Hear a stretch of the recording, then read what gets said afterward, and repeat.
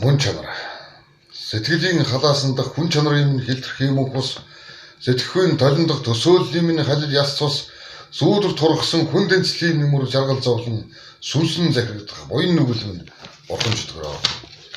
Эц төгсгөлгүй шуурган дах үнэн худлын минь шүүгч үүлийн мөр эцэг эхийн минь сүүлчийн захиас эхлэлтэй бас төгсгөлтэй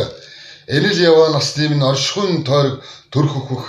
элег насны минь ганцхан хань зуршгүй маргашгүй сүүдэр минь анги нийгмийн шуурганд амьд яваа минь лэр зориг асаж унтрах итгэлийн минь гуйлга урттай богинтой ахархан насны минь мөнгөн тоноглол алдаа оноо аяллаа минь хитвчэндэх задгай мөнгө чи асуултын минь хариултаа хар цагаан сүлэлдэг арсны минь өнгийг илчлэгч өдөр шүн